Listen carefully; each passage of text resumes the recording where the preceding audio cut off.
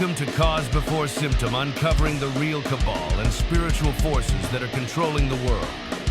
And now, here is your host, James Carter.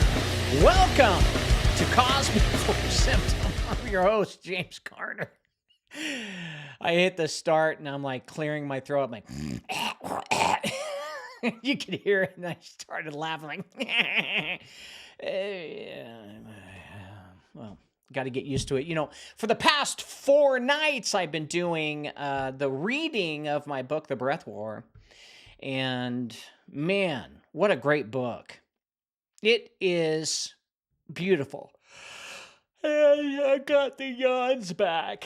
Yeah, that happens. But yeah, last night was a really cool ending to the book. There was, it was like 2 hours times, 3 nights plus an hour. So basically 7 hours of just reading. And to me, it makes a lot of sense. The breath war, what's going on, fragmentation. And you're not going to believe this, but today I did a deliverance. And during that deliverance, I was asking the demons how many breaths or shards were taken from this man. And it said millions. Now, this guy that I was doing this deliverance on had no idea I wrote this book.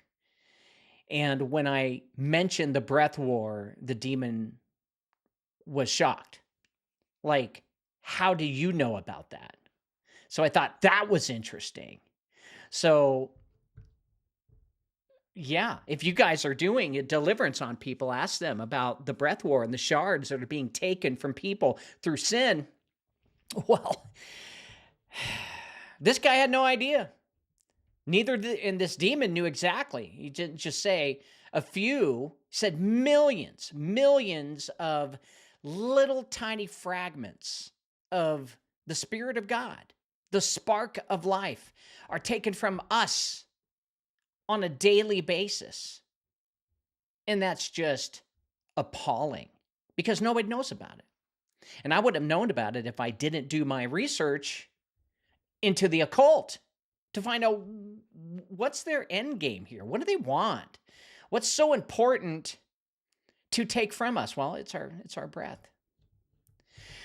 So this episode tonight, the Rothschild Codex, authority that scales without repentance. People continue asking me, do more about the Rothschilds, do more about the Rothschilds. And so I decided to find every single book I could find out about the Rothschilds, and wanted to go in there and do an honest investigation, as I've been doing for quite some time, and basically find out what kind of control this family actually has. And the rise of the Rothschild family did not begin with dominance, but with restriction. Confined to the narrow limits of Frankfurt's Judengasse, which is a system that was formed out of necessity, one that did not rely on land, titles, or inherited power, but on movement, trust, and access.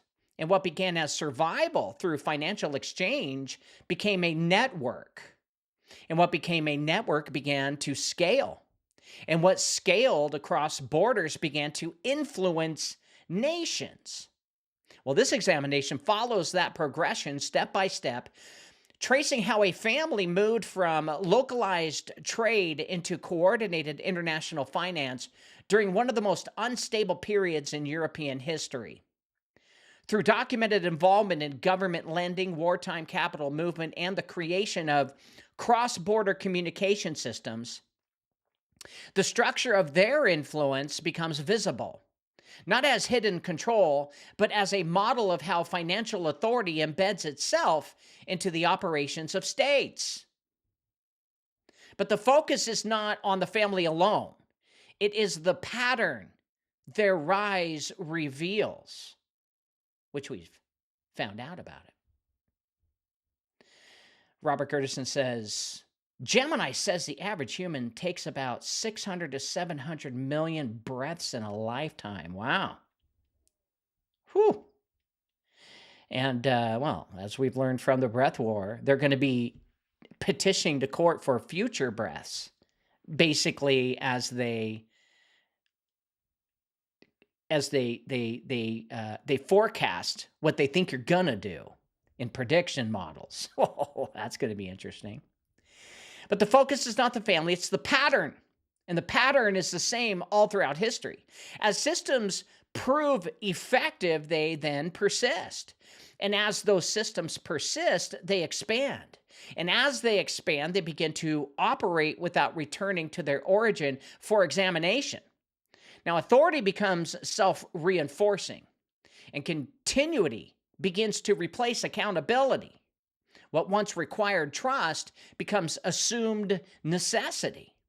And over time, perception begins to outgrow reality. Influence becomes mythologized. Power becomes attributed beyond what can be measured. And the line between documented history and projected narrative begins to blur. Remember, I've told you guys all throughout these past several months that when truth and lies come together, it blurs. You cannot see through it. Now, by separating what can be proven and from what has been claimed, this work tonight shows how authority forms, how it scales, and how it continues. It asks not who secretly controls the system, but whether any system, once established, ever returns to alignment or simply continues because it can. It's going to be an interesting show. Shout out to everybody on the live chat. Rumble, #1 warrior is Scorpion. Scorpion saying, hey, y'all, glad to be back with you all tonight. Hey, good to be back. Glad to have you back. Thank you very much, Scorpion. #2 warrior is Robert Gertison saying, hey, everybody, glad to be here to learn about the Red Bear Rothschild family. Same here, my friend. And he also says, Gemini says, the average human takes about 600 to 700 million breaths in a lifetime. Well, let's try not to give our breath to the devil. Boots Hafner, #3 warrior, the Boots man himself, the sparking spleefer, says, hello, James and warrior family. Glad to see y'all. Don't forget to try out James's award-winning detox formula, elitepotion.com. Thank you for the plug. And let's make our host Rumble famous by hitting that thumbs up button. Thank you. Yes, if you could all do me a favor, follow my thumb. I'm going to do it too. We're all going to do it together. If we could all just go down to our phones, hit the X button, hit thumbs up, and then hit live chat. That would make my day. Thank you, guys. I appreciate it. God bless you, and let's get into breaking news. Welcome to Shitty Breaking News with your host, James Carner, offering his shitty opinion. Virginia approves redistricting, giving Democrats edge in the midterms. Yeah, well, it's like, hey, we need to redistrict all of the borders of our counties so we can gerrymander. That's exactly what's going on. Hey, guys, look. Stop blaming the Democrats and stop blaming the Republicans, okay? You know that they are going to steal, kill, and destroy to get ahead, okay? You know that the Democrats are secretly working with China, and China is paying them handsomely to continue controlling their ports. That's really what's going on. And Trump is doing a crackdown on port control. That's what the tariffs are all about, is about making sure that they pay their fair share. Now, the blue states, they think that you don't know that they're working with China because they think you're all dumb. Well, people who listen to this show know better. And that's what's really going on. Now, I have no clue who Trump is working with. It looks like the Orsini clan, but it also looks like that the Orsini clan is pushing the UK out as if the Windsors have no more power. And I don't know if you knew this, but the Windsor family, which comes from a German house, moved back to Germany. So UK is not doing good. Their control is, well, doesn't seem to be control over America anymore. And what's to come in this next new world order is not going to be about one globalist agenda. It's going to be split up. Now, into how many, I don't know. Maybe 2 between the Orsini's and Lee family. Maybe 10, as in the dark days, end of days, where the whole world will be split into 10 kings. Well, we don't know. But what we can say is, who cares? That's what the rich people do. They're going to continue stripping you of your cash, stripping you through taxes, stripping you through offenses, paying fines. And they're going to continue taking as much as they possibly can. And they continue crashing the economy every 10 years with some absolute weird thing. And it happens every 10 years, just like COVID. Before that, it was 2008, the mortgage crisis. They just continue just crashing it. So all the money leaves your banks and your investments, goes back and funnels into the central banks, back to the big money changers. Now, we know from the Bible that the money changers are the ones that Jesus didn't like. Jesus isn't a fan of banking. Well, that's my point, PNQ. It says VA redistrict is such commie shit. Well, that's what they do. And the red side does it too. It happens over and over. Don't forget about Texas. Texas has been redistricting theirs so that they keep it red. And for good reason, because, well, who wants China to take over Texas? Raise your hand. Not me. If China took over Texas, we're really screwed. Not saying that Texas being controlled by the red people, well, I'm assuming it's the Orsini's, are doing any good for their people. No. Texas is in bad shape when it comes to helping their own. But that's just how it is. If you're a Christian and you believe in Jesus Christ and you give up your entire life to him, you don't have to worry about the devil's economy. And that's the point. If you truly do open your heart to God and say, okay, I give you everything, that means all my wants and needs are going to you. You're going to take care of my wants and needs. And then I am going to put myself in front of others so that I can help them with their wants and needs. That's all we have to do. It's not hard, but it sure is letting go of all your wants and needs and putting others in front. Well, that's called loving your neighbor. Trump says he will extend the ceasefire with Iran until negotiations come to play. So now he's like, okay, we're going to whatever. What it's really looking like is this could be a forever war. Okay, back and forth. Because really, Trump shouldn't be giving Iran timelines. Go in there, kick their ass, take it over. And then these timelines, all it's doing is it's helping the oil companies rake up cash, right?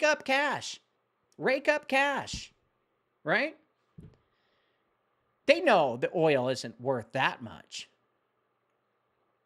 But they make money on it. It's their number uno numero. And so they're going to continue this war to keep the oil prices high.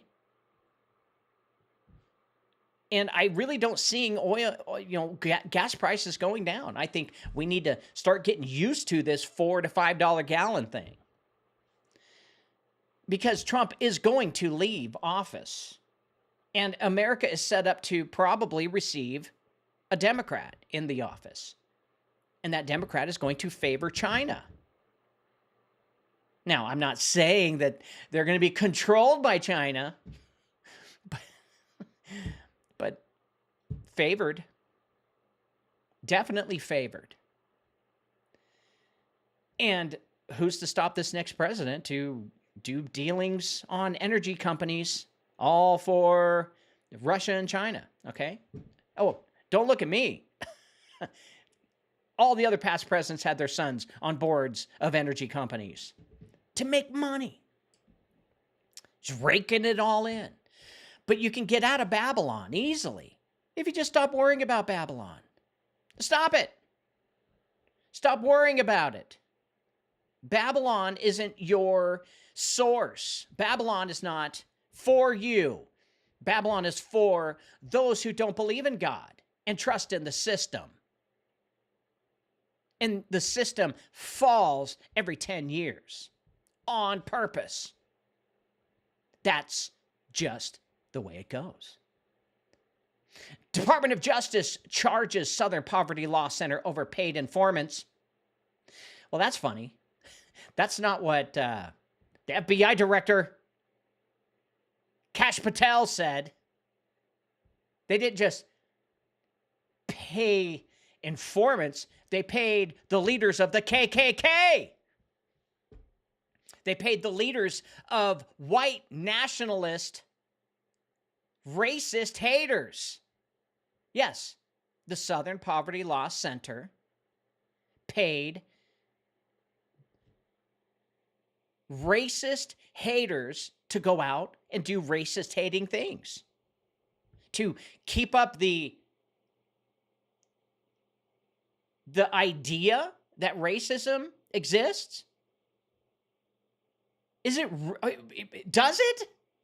Or is it because they're being paid to keep this going because, hey, race wars divide. And when you divide the people, you can conquer them. That's what I think. So I don't think that's such a bad thing that Kash Patel did.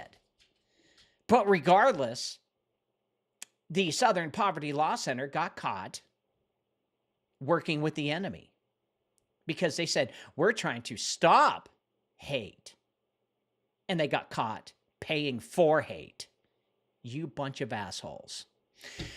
Cheerfulest McCormick resignation makes some Democrats regret vote. Who gives a shit? Patel gets in a shouting match with reporters as he defends his job performance. Who gives a shit? Gunmen who fired on tourists at Mexican Pyramid carried materials related to what? Columbine Massacre. Wow, we're going to bring that up now. Have you ever seen those pictures of, what was his name? Anton LaVey, Anthony Lay, what was that guy's name? It looks like he's still alive. One hell of a strange coincidence doppelganger they got there. This dude's, working for some government agency. Yeah, they said they executed him for blowing up the Oklahoma City, what was it, the FBI center or whatever? Some government agency. Mm-hmm. Yeah, with a truck bomb or van bomb, and yet the explosion came from inside out. That's a whole nother story. Regardless, don't believe in what you read.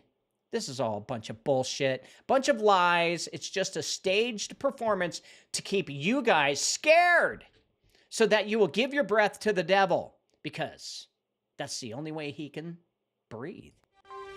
All right, when we come back, we're going to be talking about the Rothschild Codex, authority that scales without repentance, all about the Rothschild dynasty and all the bullshit that they do. Stick around.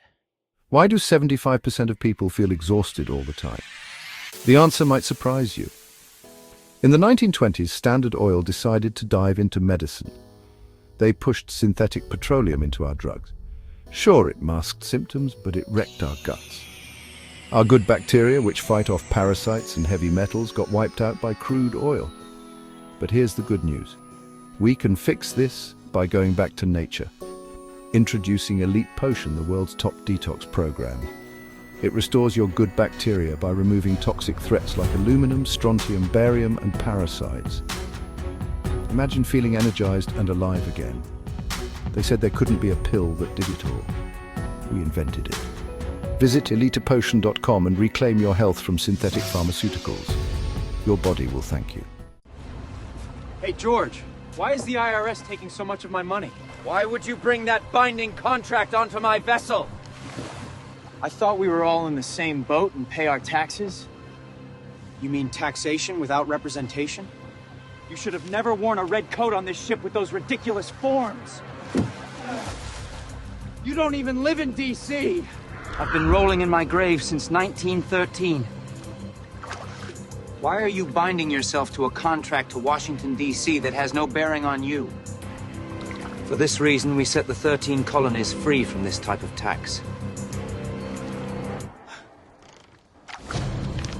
Do you know what this document is? It protects you from a direct tax from the national government. Which of these would you rather live by? What about you? Do you also sign binding contracts every April 15th? Click the link below and regain your freedom. All right, guys, we're back. Talking about the Rothschild family. Yeah, a lot of people are sharing information about them online, thinking that they're the boogeyman. Well, we're going to learn all about them tonight. Yes, we've done a show about them before, but we really didn't dig too much into just the family themselves and grab every single book I could possibly find on it, which were a little over 40. We're talking about books that were written about them from the beginning all the way up until now. Now, power doesn't announce itself when it begins. Power. Power. It doesn't arrive with a crown or a title or a declaration.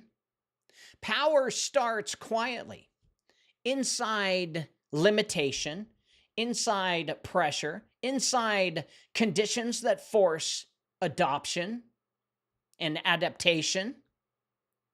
A man is a man in a confined street learns that if he cannot own land, he can move value.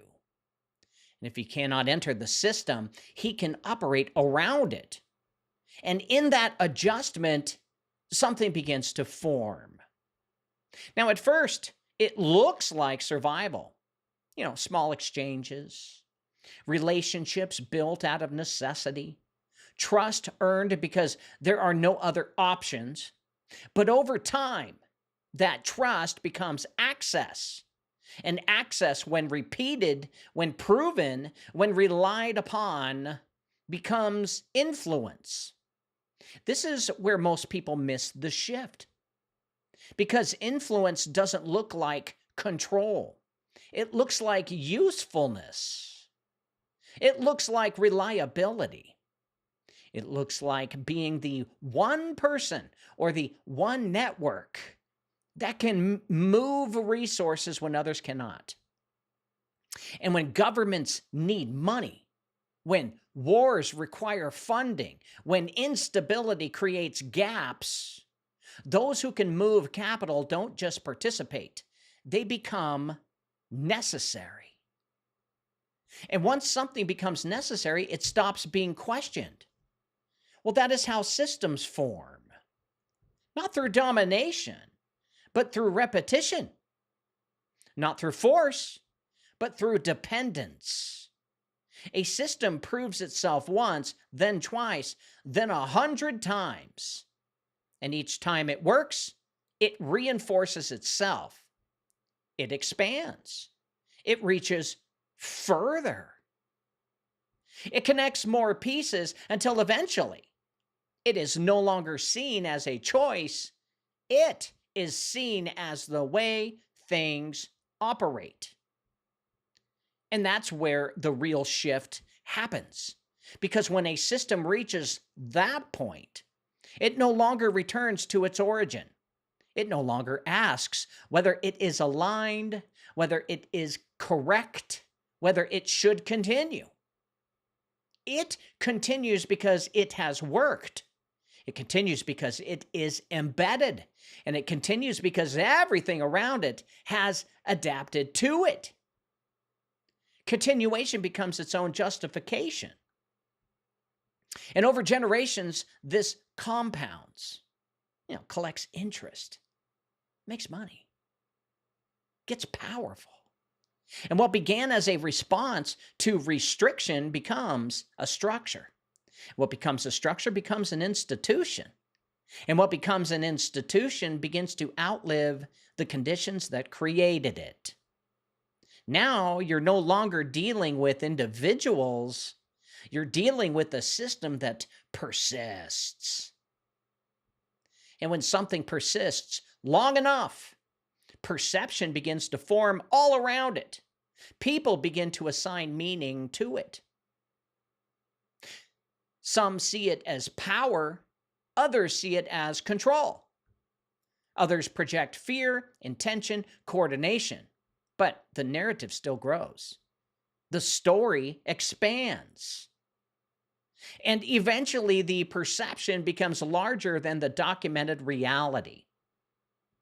But underneath all of it, the pattern remains the same. A system formed under pressure, a system proved through repetition, a system expanded through necessity, a system continued without returning to be examined. This is not just about one family, not tonight, although we will be talking about them. It is about how authority moves when it is allowed to continue. Because the real question isn't who built the system.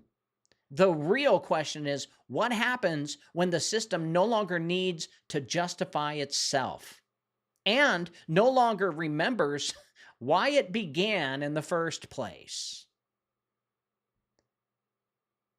The beginning does not look like power. It looks like confinement.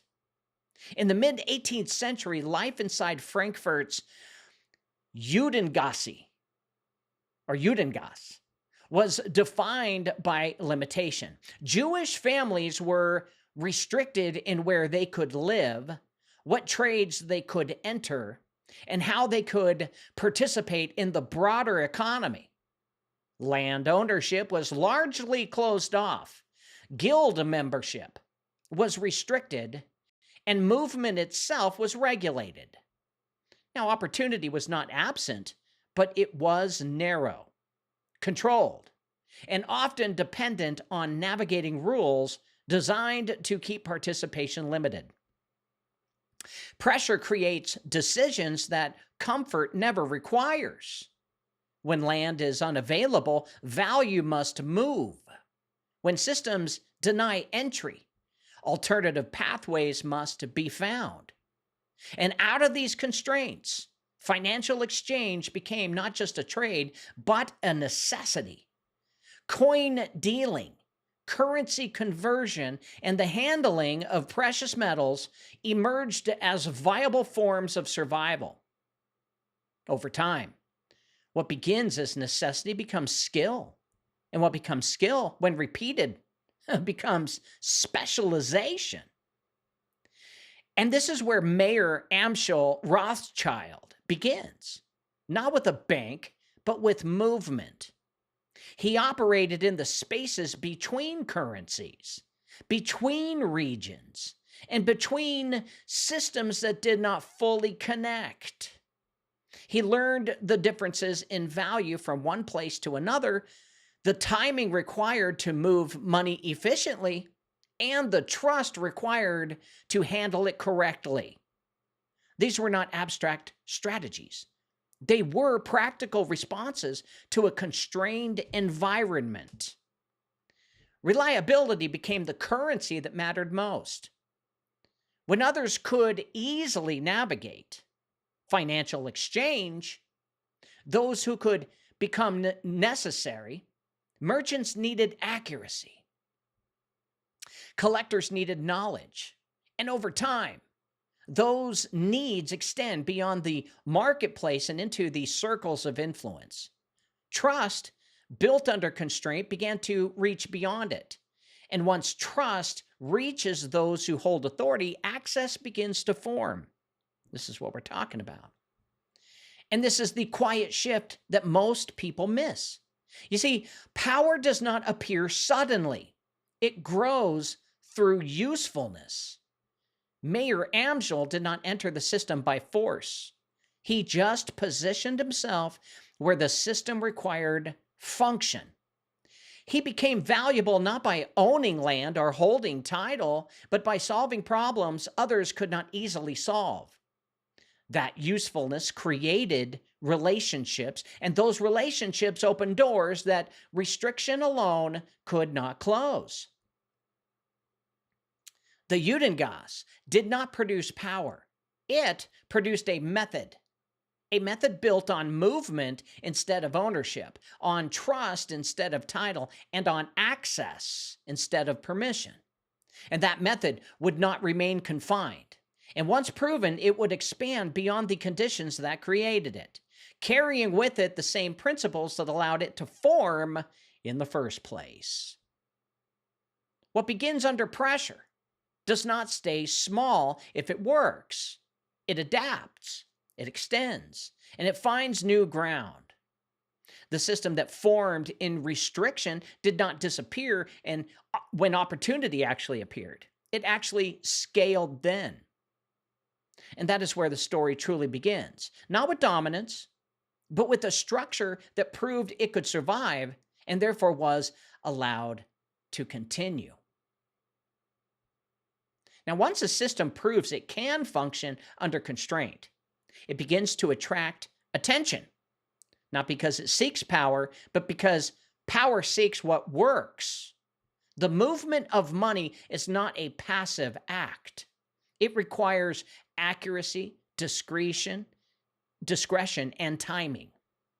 Those who can do it reliably become valuable, and value, when recognized, creates proximity. Let me give an example.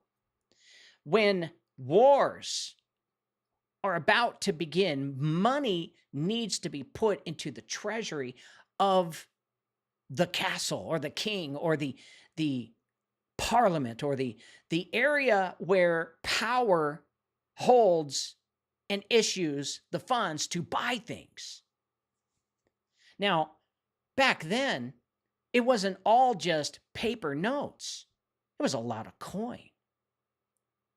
And that coin had to be moved from one place to another, and safely and secretly, where no one knows what's inside these containers that are being moved from A to B, and nobody knows that someone is bringing funds up to prepare for war. That has to be discreet. And when the Rothschilds not only just loaned money to kings, which banks did, not what his family did. When they loaned money, banks would take time. There was paperwork to do. And then when that was done nationally, people heard about it, knew about it. But in order to strike the enemy without them seeing, well, what began as a local exchange did not stay local. As trust actually increased, and so did the scale of responsibility for the Rothschilds. Moving money from A to B discreetly, quietly, and charging interest. Handling currency for merchants evolves into handling assets for collectors, and from there into managing funds connected to those with authority. And this is where the shift from trade to influence begins, not through ambition, but through repeated reliability. Mayor Amschel Rothschild did not enter courts as a ruler. He entered as a solution. By establishing relationships with members of the German princely system, particularly through financial services, he positioned himself within circles where money and governance intersected. Managing funds for ruling houses was not symbolic influence. It was functional. It required trust at a level where error was not tolerated. And this is where money changes form. It is no longer just exchange, it becomes responsibility. When funds are tied to governance, to military operations, or to state stability, the act of moving money becomes tied to outcomes beyond the transaction itself. Those who manage it are no longer just participants in a market, they are part of a system that sustains authority. Now, access forms quietly. It does not announce itself, but it changes everything. Being trusted with financial responsibility places an individual or a network in proximity to decision making, even if they are not the ones making the decisions. Influence at this stage is not control, it is position. It is the ability to operate where others cannot, to move between spaces that remain disconnected for everyone else. Meaning, when you are sitting down at a party with different countries and you're speaking to a prince or a king or even a queen, and they're asking to borrow money, but discreetly, without anyone knowing, that was one of the traits that Rothschild family had, was keeping secrets. Now, information begins to matter just as much as capital does. Knowing where money is needed, when it must move, and how conditions are changing becomes a form of leverage. As they continue moving and working with other countries, other castles, other dynasties, lending money, they start to see an overview through their charts and graphs and information, their ledgers. And speed becomes an advantage, and discretion becomes essential, and a network that can move both information and capital begins to operate on a level that extends beyond simple trade. And this is where trust becomes infrastructure. A single relationship can open a door, but a network of relationships creates a system. And as connections expand, so does the ability to coordinate across distances. And what once required physical presence can now be managed through communication, correspondence, and established channels. The structure grows, but not through force, but through the accumulation of reliability. So at this stage, influence is still largely invisible. It does not look like authority in the traditional sense. There are no titles declaring it, no crowns symbolizing it, but it exists in the function itself, in the fact that systems begin to rely on it, and reliance is the beginning of something even deeper. Because once a system becomes reliable enough to be depended upon, it is no longer optional. It becomes necessary. Now, these countries were getting loans from the Rothschild family. And they were not telling anyone about the transactions. This was private banking. This is something that didn't exist in Europe. When money moved from A to B, people knew about it. But when two competing countries are wanting to war each other, and you have them owing you money and the other owing you money, you start to see how you can use this to your advantage by loaning them both money on each side. Because you've already loaned them money, they're paying you back with interest, and you have more to loan them. That's where it becomes not just necessary, but that's where your environment becomes shaped around it. And this is where the 5 arrows expansion comes into power. This is where Mir Amschel sent his 5 sons across Europe to get ready to set the stage to control the ledgers of money of all countries, to see from the top view, down on paperwork, how much one has taken, how much the other has taken. And really, it's about information. And that's a system that they came up with to know who has money, know who doesn't have money. Because here's the thing. When a country gets a loan from The Rothschilds need collateral.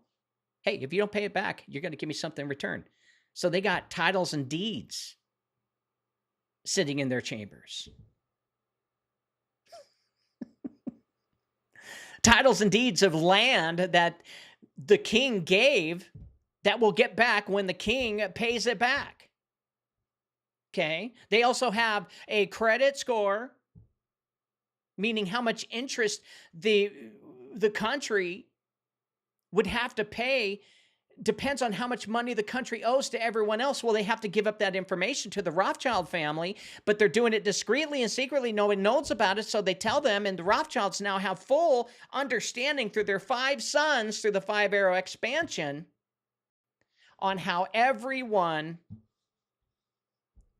is doing financially. And once a system proves it can move value reliably within one environment, the next question is not whether it will grow, but how. Growth can centralize or it can distribute. Centralization concentrates control, but it increases risk. Distribution extends reach while protecting the structure. And what formed in Frankfurt did not expand by building a single larger center. It expanded by multiplying itself, by branching out. The decision to position each son of Mayor Amschel Rothschild in a different European capital, was not symbolic. It was structural. They went to the 5 top money-making areas in the world. They went to London, Paris, Vienna, Naples, and Frankfurt.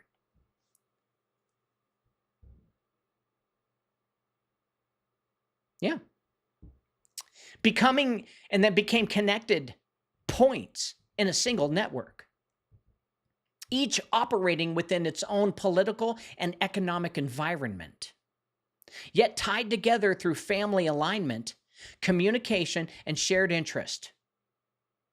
This was not a loose association. It was a coordinated independence. Now, each branch had to function locally. It had to build relationships, establish trust, and operate within the rules of its region. But at the same time, it was part of something larger. Information moved between them. Capital moved between them. Risk could be distributed rather than absorbed in just one place. What one branch could not handle alone, the network could manage together. This changed the scale of what was possible. Well, a single operator can move money within a region. A network can move money across borders. It can respond to differences in currency, timing, and demand between nations. It can leverage information gathered in one place and apply it in another. It can operate in environments that are politically separated but financially connected. Excuse me. The system no longer depends on one location. It becomes adaptable. And adaptability is what allows continuity. Now, think of it like this.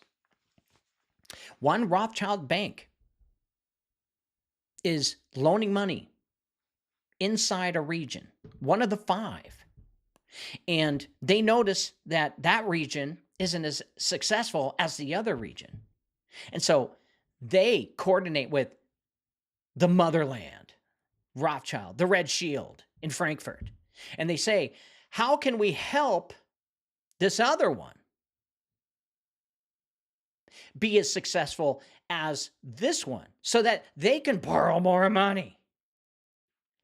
And then they have the data, they have the information, they can see through the ledgers the incoming and outgoing, and they can actually make recommendations.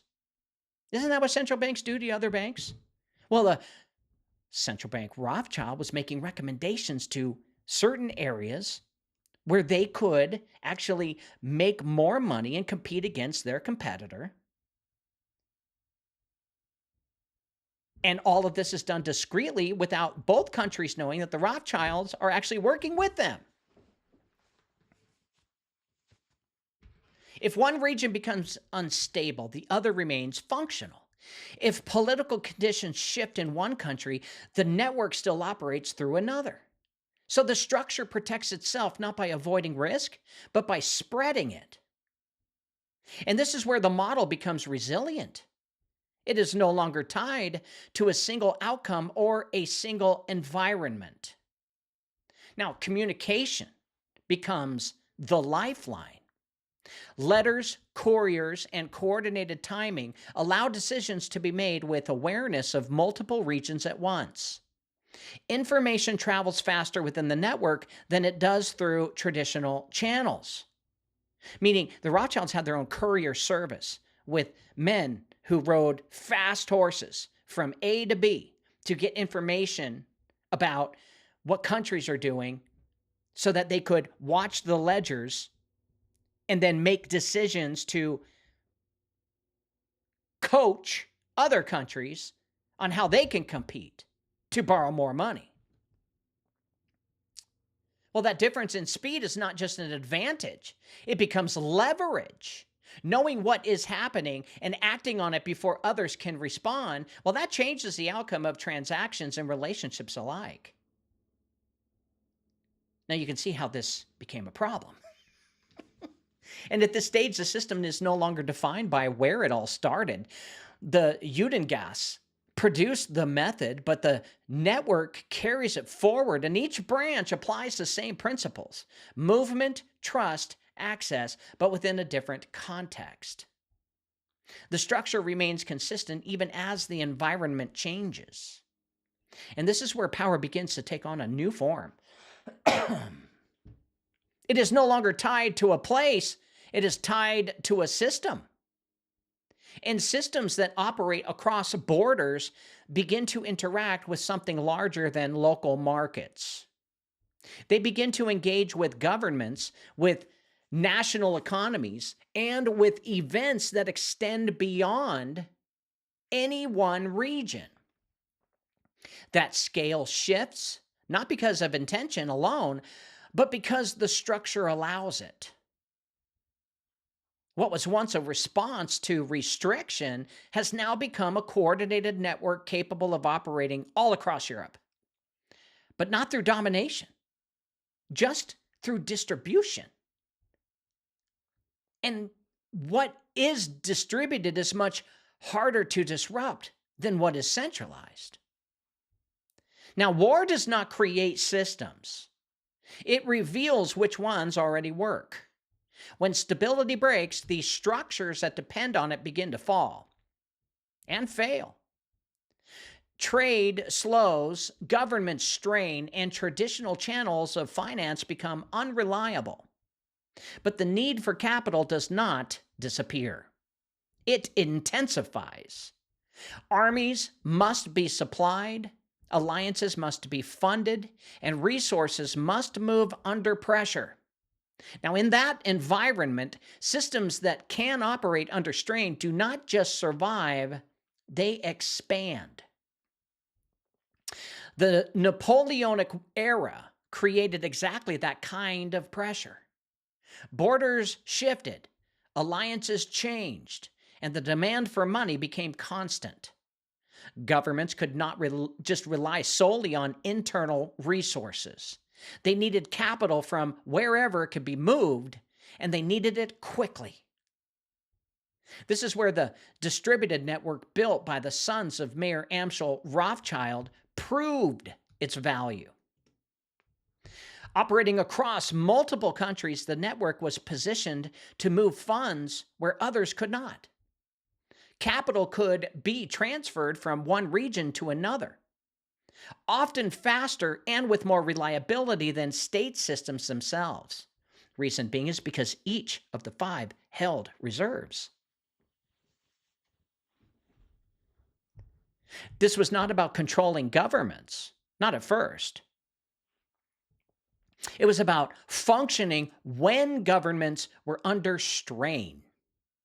When traditional mechanisms slowed down, alternative pathways became necessary. Government bonds became a central instrument during this period. You guys know what a bond is? It is a promissory note that this many coins were released into the public, and if you purchase that bond, you are giving the state money for that bond, and it has that value plus interest. States needed to raise money quickly, and borrowing became a primary method.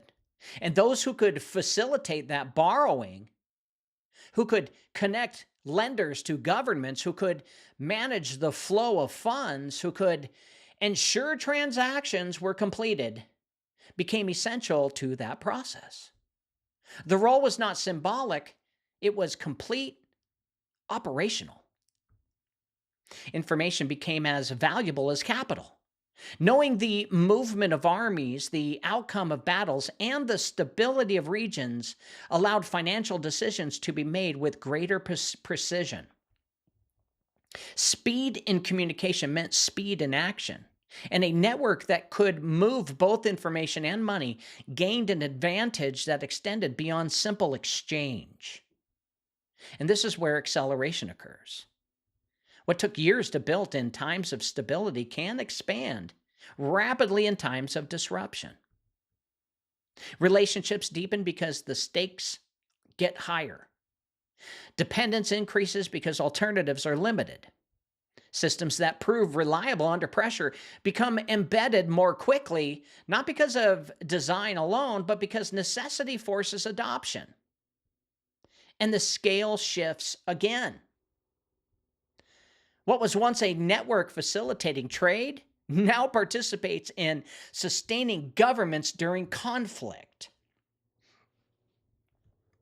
You could just imagine having all of that power, as Amsel did, looking at all of these countries that owe him money,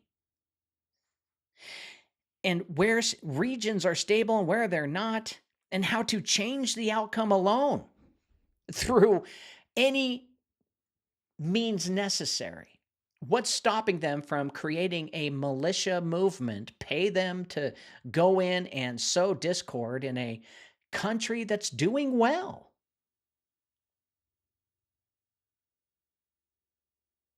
Like the CIA.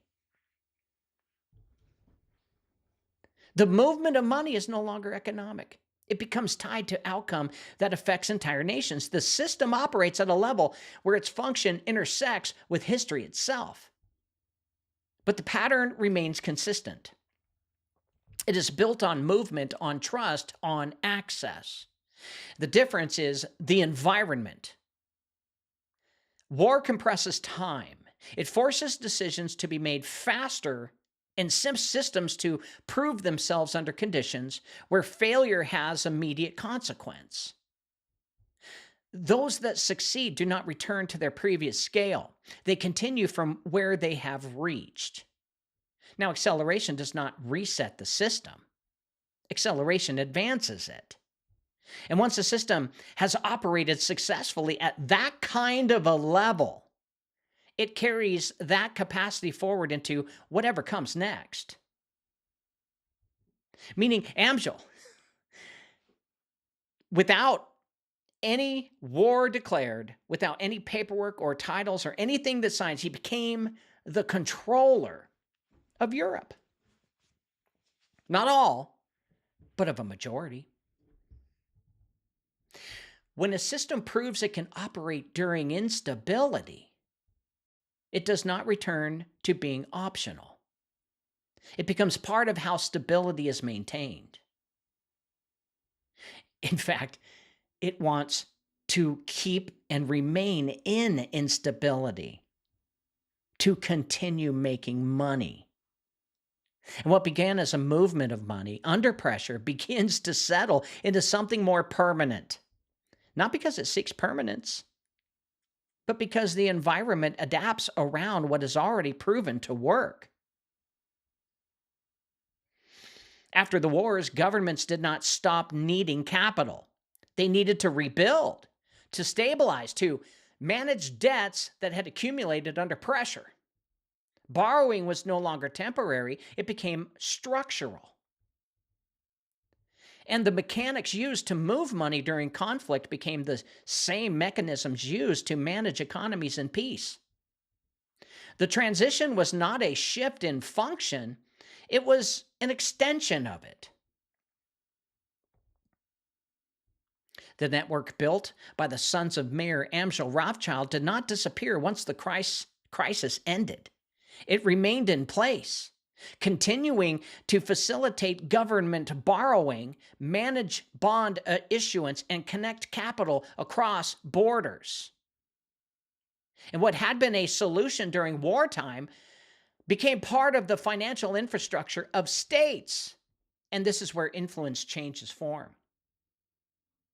Robert Gertson says, if the U.S. is the world power and can make money out of thin air, then why do we have debt to anyone? Some sort of diplomatic thing, maybe? Well, think of the Federal Reserve as the central bank of all of the banks in America, and all of the ledgers of every bank that's private have to be reported to the central bank. That means all money's going in and out. Every single detail that comes in and out, in and out, in and out, is given to the Federal Reserve to manage our economy, which could easily be messed with if they wanted any gain. But the promise in 1913 with the Federal Reserve Act, they said, oh, we won't mess with the economy. We're just going to issue bonds and we'll make money off the interest. That's it. Well,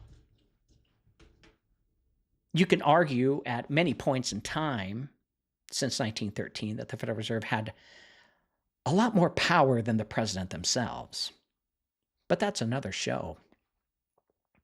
But how can they print money out of thin air? Well, it's backed by our goodwill. It's backed by the fact that the dollar is still the number one currency in the world. So they can print as much as they want, but the Federal Reserve promises and tells everyone that when times are good, we burn the cash. When times are bad, we release cash into the atmosphere, well, into the people. But when they do that, every bond that gets issued in all the money that's being put into the economy, the bond and the interest gets paid to the Federal Reserve 12 banks. Half of them are in Europe, half of them are in America. Now, it is no longer tied to individual transactions now. The Rothschilds have now 5 central banks all across Europe, stationed strategically where they have all ledgers and all kings under their thumb. They hold titles to land. They hold jewelry and other commodities that were given as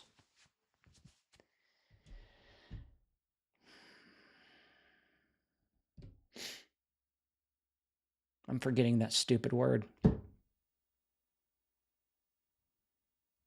You have to give something in exchange for the loan. I forgot anyway, it doesn't matter.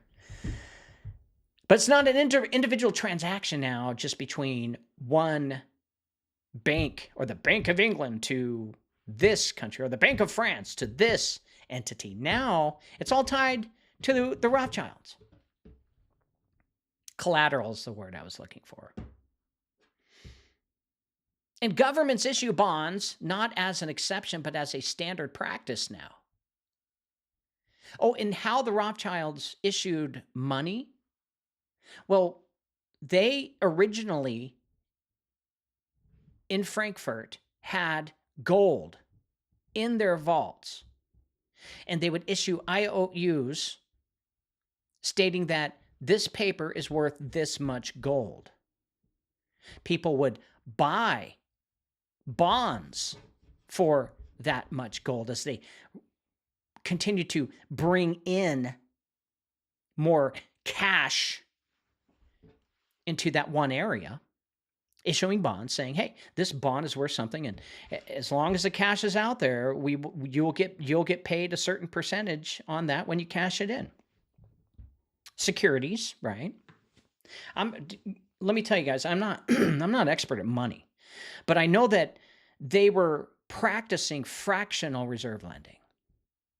They were saying, this is how much gold we have in here, and this is how much this piece of paper is worth. And those pieces of paper, Rothschild call them securities. Well, that was given to the kings as payment, as their loan. And they would take those little certificates that were valuable just as gold and then start handing them to merchants. And this is where cash started to come into play, where you needed $5, $10, $20, $50, $100, $1,000. All based on gold that's sitting in a bank, and they're lending 90% of it. They need to keep they're lending 90% of the 100% of what they have sitting in the vault, the gold in a vault. That's fractional reserve lending. All they need is 10% to be in the vault while they lend the other 90% out, even though the whole 100% is not there in the vault, just the 10%, but they lend a little extra on top because, hey, nobody said anything. So governments issue bonds not as an exception, but as a standard practice, and financial networks facilitate those bonds not as isolated events, but as ongoing operations. So the system moves from being reactive to being foundational. Now, dependence forms gradually, not through force, but through repetition. Each successful transaction reinforces the system, especially through the Rothschilds. Each reliance on it reduces the likelihood of seeking alternatives. And over time, the structure becomes normalized, where everyone's getting loans from the Rothschild family. And it's no longer questioned because it is no longer new. And at this stage, visibility decreases even as influence increases.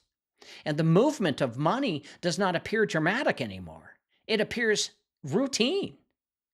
Bonds are issued, debts are managed, capital flows between nations. The system operates in the background, doing what is already proven it can do.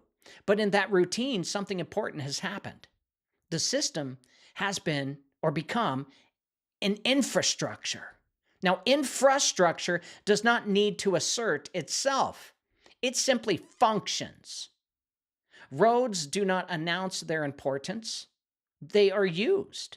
Systems of finance operate the same way.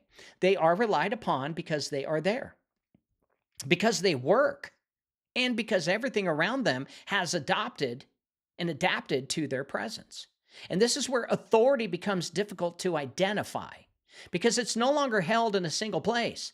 It's expressed through function, through the ability to facilitate what others depend on, through the continuation of processes that have become part of the environment itself. That pattern has not changed. Movement, trust, and access still define the system. But now, those elements are no longer operating at the edges. They are part of the center. And once something becomes part of the center, it's rarely removed. It continues, not because it demands to, but because everything around it has learned to rely upon it. So when a system becomes embedded, the next question is not whether it will continue, but how it will be carried forward. Structures built on movement and trust do not disappear when the individuals who formed them pass on, like the dying of Amsel Rothschild and their sons, and their sons, and their sons' sons. If anything, they become more stable. The methods are already proven and the relationships are already established. The only thing remaining step is just transfer. And this is where generational continuity becomes critical. The network created by the sons of Mayor Amschel Rothschild was not designed to end with them.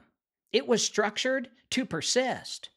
Knowledge, relationships, and capital were not scattered. They were preserved, organized, and handed down.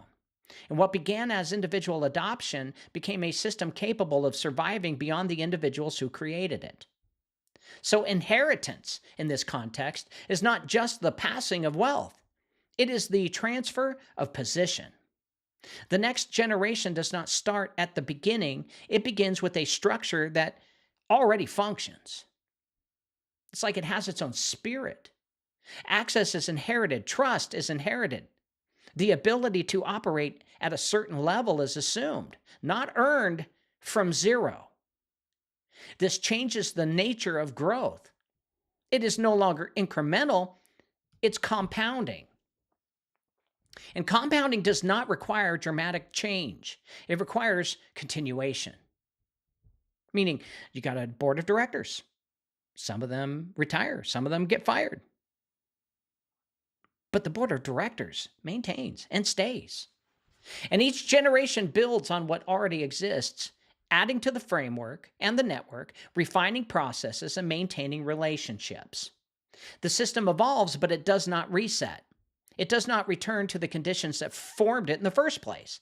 It moves forward from its current position. And this is where authority begins to separate from origin. Now, the initial conditions, restriction, necessity, adaptation, they fade into the background. And what remains is the structure itself. Those who inherit it operate within it as a given. The system no longer needs to prove itself in the same way it once did.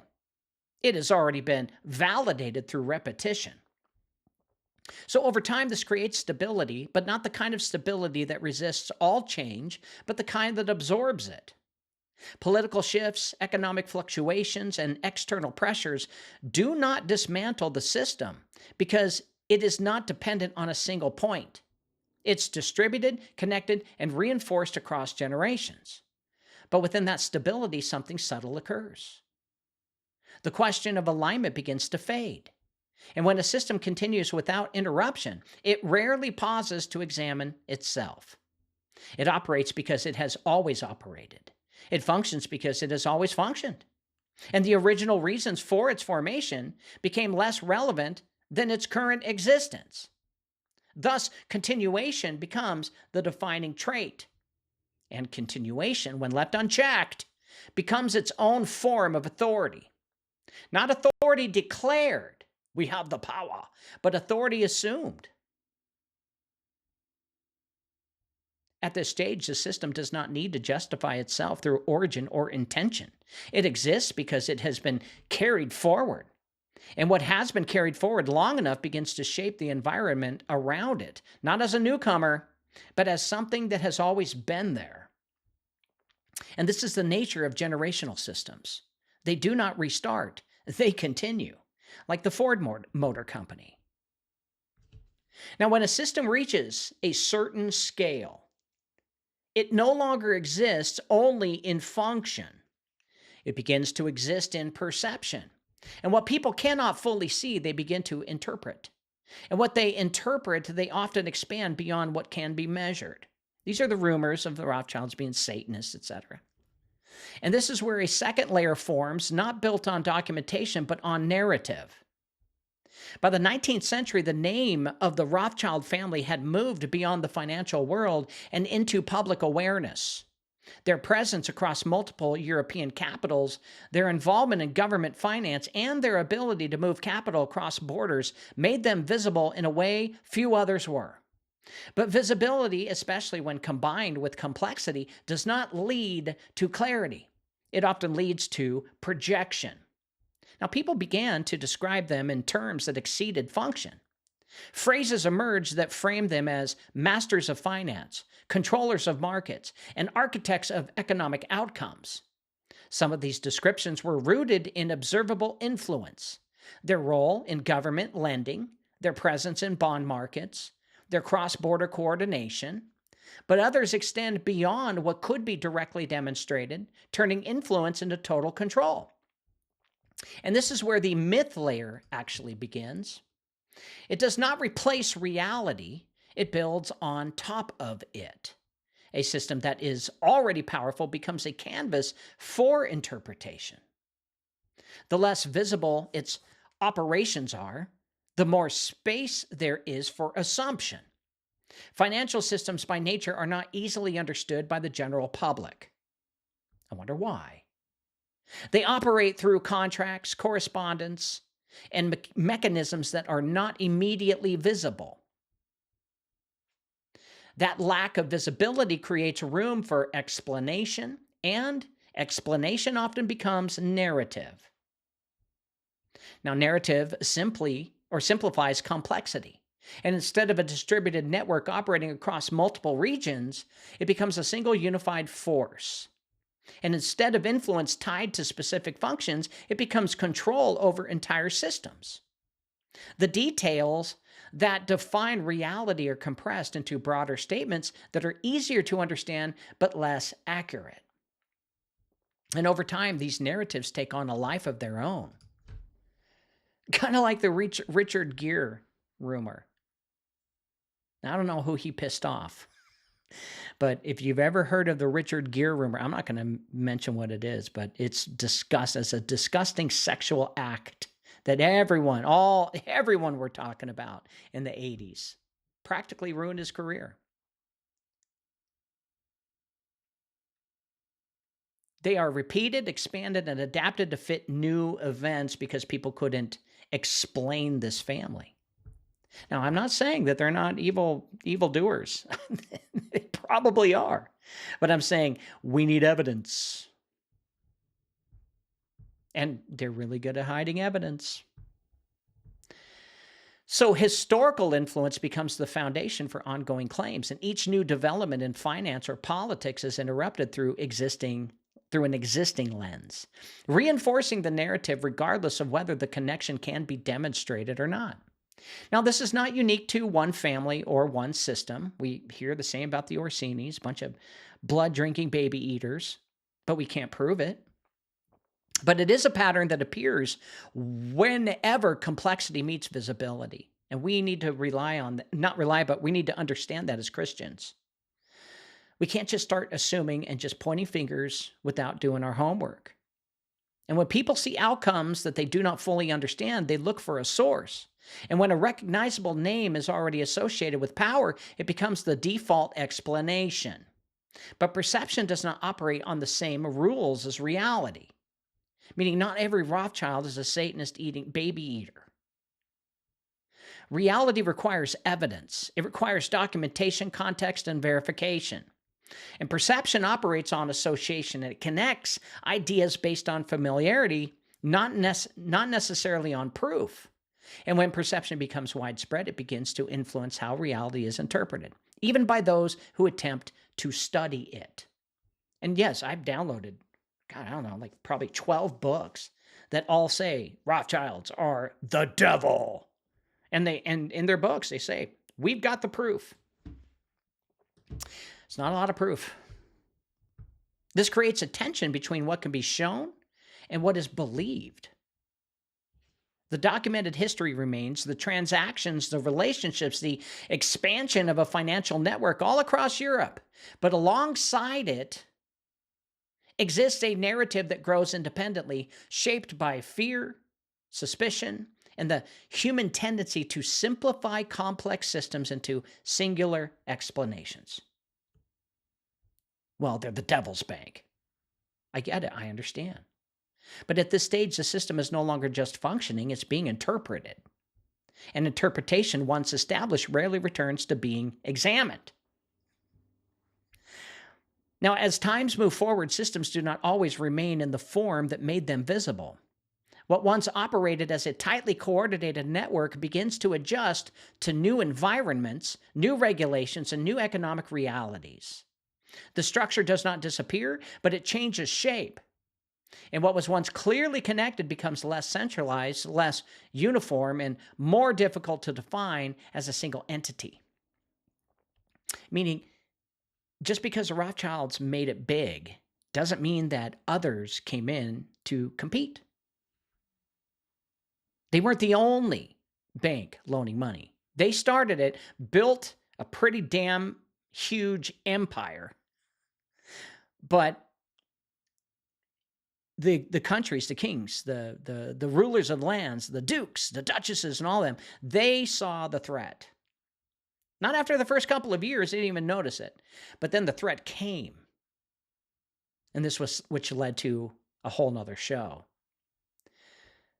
The network established by the descendants of Mayer Amschel Rothschild did not collapse, but it did evolve. And over the course of the 20th century, political shifts, wars, national regulations, and changes in global finance altered how banking operated. Private family networks that once coordinated across Europe became part of a much larger system, one that included central banks, multinational institutions, and complex financial markets. Branches that once operated in close alignment began to function more independently. Local conditions shaped decisions. National laws influenced operations. And the idea of a single unified structure directing all activity no longer reflected the reality on the ground. Instead, what remained was a collection of entities connected by history and name, but operating within different contexts. And this is where the concept of a single controlling center begins to fade. See, the International Monetary Fund, the World Bank, even though they're kind of the same, and the Bank for International Settlements, they're higher up than the Rothschilds. And people say, no, those are the Rothschilds. I don't think so. There's no evidence that points to it. Their names are not on it. Modern finance is not built around one network alone. Modern finance is layered, interconnected, and influenced by a range of institutions, public and private, national and international. The role of any one family or organization exists within that broader system, not above it. Influence becomes part of a larger framework rather than a singular point of control. Visibility also changes, and what once was associated with a name becomes embedded in institutions, partnerships, and corporate structures. The movement of capital continues, but it does so through mechanisms that are more regulated, more transparent in some areas, and more complex in others. The system still functions, but it no longer presents itself in the same way. And this fragmentation does not eliminate influence, but it redistributes it. Thus, power becomes less about a single network and more about participation within a larger structure. Financial activity is spread across multiple actors, each operating within their own domain, yet connected through markets, regulations, and global flows of capital. The system becomes harder to trace back to any one origin because it is no longer dependent on just one. It's dependent on multiple. Many. And at this stage, the pattern shifts again. What began as a method under restriction became a network across nations. That network became part of financial infrastructure. And now that infrastructure exists within a broader system that includes many participants. The original structure is still present, but it is no longer the sole framework through which finance operates. So the idea of a single throne no longer applies. I can tell you, the Saudi Arabia throne versus the London Rothschild throne, they don't get along. Okay? The Saudi Arabia throne against the Federal Reserve throne does not get along. So there is not one throne, one Rothschild family running the entire world like many think. And some will say, oh, yeah, but they make it look like that. Well, that's really hard to do, especially when absolute power corrupts. Every person who gets into power wants more money, like the Saudi king was saying in an interview. They were asking him how much money he has. It wasn't the Saudi king, it was his son or one of the princes. I don't know. He said something like, I don't know, $600 billion. Don't quote me on that. And they go, isn't that enough? He's like, no. And the reason being is because they need to make more money than the central banks so that they don't take loans out from them and be controlled. Now, power hasn't disappeared, but because it has been distributed across a system that is larger than any one origin point. Now, at this point, the history has already spoken for itself. The rise, the expansion, the embedding into systems, and the fragmentation into broader structures are all visible through documented movement. But history alone does not explain why these patterns repeat. It only shows that they do. Yes, at one time, the Rothschilds were huge and couldn't be messed with. And their power was recognized by all royalty.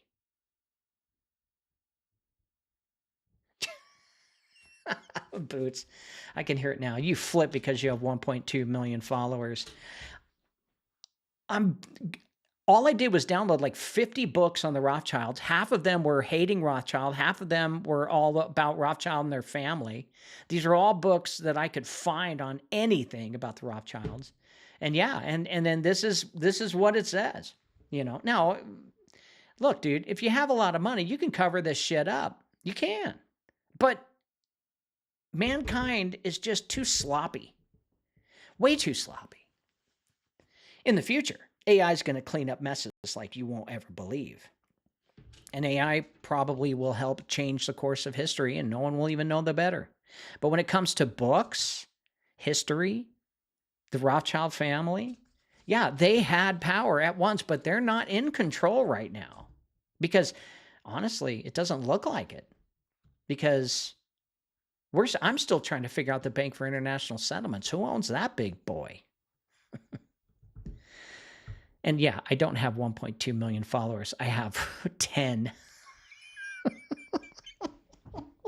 I have 10 followers and only 3 has given me a thumbs up. So, yeah, that's funny, Boots. Only 3 has given me a thumbs up. And I'm asking you now, please hit the thumbs up button if you could. Hit thumbs up. Only 3. So it says I have 10 followers, but there's only 3 watching this. That's it. I don't have dick as a following. So this is where the framework must be applied carefully, not to assign identity, but to observe the structure. And I'm going off of data and what I see. And I can't be persuaded anymore to just tell a bunch of lies. I've got all of the books that are against and for the Rothschild family. And it doesn't seem like power holds. It breaks. And these people are pinned up against each other and they want what they have. Just like the Saudi Arabia wants to rule the world, same like Israel, same like Russia, same like America. Everyone wants to. Everyone wants to. So we're not trying to assign identity here, but we're just observing a structure. And the account of Cain, remember Cain and Abel? Remember my book, The Crown of Cain? This is important here. The account of Cain introduces a pattern that is not limited to one person or one moment. If you read my book, you would understand how power works and where it gets its authority and where it dies. It actually reveals a condition where authority continues without returning to alignment. Cain builds, Cain establishes and moves forward, but he does so without reconciliation. Well, the system that follows is not defined by correction, but by continuation. And that distinction matters because it separates growth from alignment. And when that pattern is observed in history, it does not require a direct lineage to be relevant. It requires a similar structure. Systems form, they prove effective, and then they persist. But over time, their continuation becomes the reason for their existence. They are no longer measured against their origin or their alignment. They are measured by their ability to function. And I haven't heard of anyone taking out loans from the Rothschild family. I don't hear them mentioning the Rothschild Bank and them continue, issuing out loans, even though on paper it looks like they still have $400 billion in assets on paper. And this is where the authority shifts. It's no longer rooted in whether I'm right or wrong, but in whether it works. Did the Rothschild thing work? It worked for a while, and they had power for a while. Financial systems like the ones examined in The Rise of the Rothschild Family, they demonstrate how this pattern can appear without requiring intention beyond function. You see, the movement of capital, the management of debt, the facilitation of all transactions are not inherently misaligned. They're all mechanisms.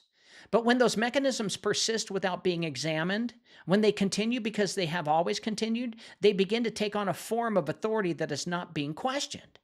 Now, the Kane pattern, it's not about naming a participant, it's about recognizing a condition where systems continue without reset, expand without returning to origin, and stabilize without re-evaluation. Well, this does not imply coordination, and it does not require hidden structure directing outcomes. It only requires continuation without interruption. And over time, that continuation becomes self-reinforcing. And participation sustains it. Dependence normalizes it. And what is normalized is rarely challenged.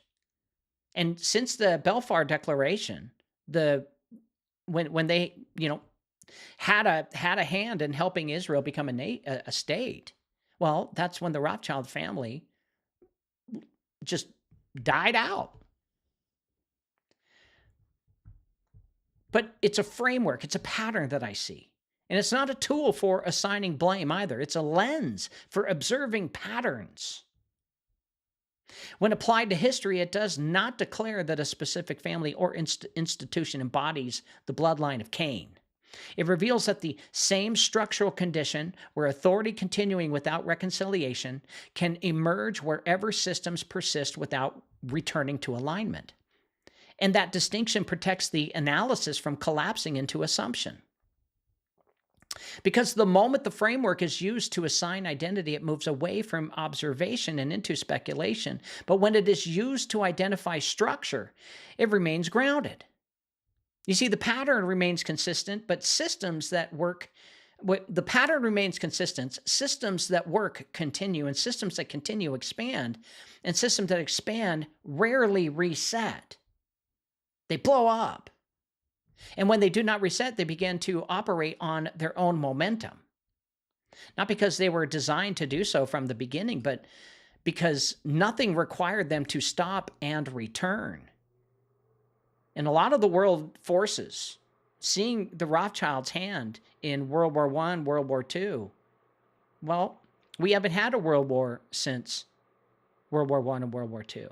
So we haven't had a World War III. So you got to look at that. Well, that's because the Rothschilds took over the world. Not necessarily. We don't have the full picture here. But they did have a hand in a lot of stuff. And they did have power for a long time. But by the time a system reaches the present, the origin is no longer the main question, because the structure is already formed. It's already expanded and embedded itself into the environment. And what matters now is not how it began, but what continues. You see any evidence of Bill Gates flying to meet the Rothschilds? No. The name of the Rothschild family still carries weight, but not in the same form that it once did. It is no longer tied to a single network operating across Europe in a way that it was during the 19th century. Instead, it exists within a much larger financial system, one that includes central banks, multinational institutions, investment firms, and global markets. Influence has not disappeared, but it has changed form. And this is where clarity becomes necessary. We need to tell the truth. We can't start speculating and believing in all the crap that they're putting out there. Well, the Rothschild. That's where we get in trouble. Modern financial systems are not controlled by a single family or entity. They are interconnected structures involving governments, private institutions, regulatory bodies, and global flow of capital. And decisions are made across multiple layers influenced by policy, economics, and international relationships. So the scale is larger and the distribution is broader. But distribution does not eliminate the pattern. The same principles that defined earlier stages, movements of capital, reliance on systems that function, and the continuation of established processes are still present. The difference is not in the existence of the pattern, but in the number of participants within it. What was once concentrated in a smaller network is now part of a global system with many actors operating simultaneously, meaning they're not in control of the whole thing anymore. They were for a while. And that raises the modern question. If systems continue because they work, and if participation sustains them, then where does accountability exist? Well, not at the level of a single name, but at the level of structure itself. The system does not require one central authority to persist anymore. It requires participants who rely on it, who operate within it, and who reinforce it through use. And this is where the focus must remain grounded. There is no evidence of a single controlling hand directing the entirety of modern finance today. There is, however, clear evidence of systems that continue because they have been built to function and are relied upon by those who operate within them. Influence exists, but it is distributed. Power exists, but it is expressed through structure rather than concentrated in one place. So the pattern remains intact. And what began under restriction became a method, and what became a method scaled into a network, and what became a network embedded into infrastructure, and what became infrastructure now operates within a global system. So originally, it was put into place, it had power, then it merged in with all of the other powers. So it's not the Rothschilds. So the question is no longer about the origin here. It's about the continuation. Yes, the mechanics of it, the machination of it exists still today, but it's not as powerful as it once was. And whether systems that persist, well, they'll never return to be examined, and they'll just continue because they have always continued. And whether participation will remain unchallenged or whether alignment will be reintroduced as a standard. But the name, people know the name, and the name scares people. Well, because they don't understand the true history. If a person introduces you as themselves as a Rothschild, well, you don't have to assume that they have $400 billion in their pocket. They don't. They're just a trustee or in a trust system who has access to monthly checks. But the system does not have to answer questions.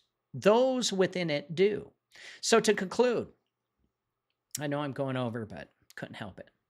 Power does not need to be hidden to be effective. It only needs to continue. What began in restriction did not begin as control. It began as adaptation. A method formed out of limitation, movement instead of ownership, trust instead of title, access instead of permission. And that method proved it could function. And because it functioned, it was used by many. Because it was used, it expanded. And because it expanded, it became embedded. And yes, the Rothschilds were guilty of taking over the Bank of England. They got caught doing that, and nobody did a thing because of the power that they had. And how they did it was clever. By using their own couriers to get news that Napoleon lost, and then to pull out all their money as if Napoleon won, which caused a bank scare. Everyone pulled out all their deposits, and then the Rothschilds bought the following morning on the low all the shares of the company. So the rise of the Rothschilds family is not a story of sudden dominance. It is a demonstration of how systems form, scale, and persist when they solve problems others cannot. From Frankfurt to the courts of Europe, from war financing to sovereign debt, the pattern remained consistent. And what worked was repeated. What was repeated became a structure. What became a structure was no longer questioned in the same way it once was. And over time, perception grew alongside reality as influence became visible and visibility invited interpretation. Narratives formed, some grounded, some extended beyond what could be demonstrated. And the system continued beneath those narratives, operating through function rather than a declaration.